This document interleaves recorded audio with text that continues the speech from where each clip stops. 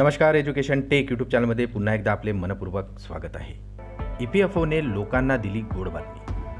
थेट खात्यात येणार आता 7 लाख रुपये। चला तर पाहूया याविषयीची सविस्तर बातमी। त्यापूर्वी चॅनलला नवीन असाल तर सबस्क्राइब करायला विसरू नका आणि नवनवीन अपडेट मिळविण्यासाठी बेल आयकॉनला प्रेस करायला विसरू नका। ही अत्यंत महत्त्वाची माहिती आपल्या सहकारी मित्रांना आणि इतर कर्मचाऱ्यांना शेअर करायला सुद्धा विसरू नका। तुम्ही जर EPFOचे सदस्य असाल तर लोकांसाठी एक दिलासादायक बातमी समोर येत आहे। EPFOच्या 3 पथकांनी नोकरी गमावल्यामुळे मरण पावलेल्या लोकांबाबत एक सर्वेक्षण केलेले आहे आणि या सर्वेक्षणात असे आढळून आले आहे की एम्प्लॉयरकडे काम करणारे जवळपास 2,500 लोक त्यांच्या शेवटच्या क्षणापर्यंत काम करत होते।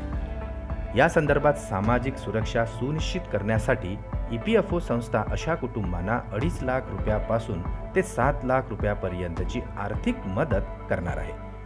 त्या लोकांना याचा आता मोठा फायदा होणार आहे। काम करताना नातेवाईकांचा मृत्यू झाला असेल तरी यासाठी 7 लाख रुपये थेट कर्मचाऱ्यांच्या खात्यात जमा होणार आहे। वास्तविक नोकरी करण्यासाठी एक आनंदाची बातमी आहे की नोकरी गमावल्यामुळे मरण पावलेल्या लोकांबाबत संस्थेने एक सर्वेक्षण केले आहे, ज्यामध्ये आता सुमारे 250 एम्प्लॉयरकडे काम करणाऱ्या हजारो लोकांचा मृत्यू झाल्याची माहिती देण्यात आली आहे, जे त्यांच्या अखेरच्या क्षणापर्यंत काम करत होते।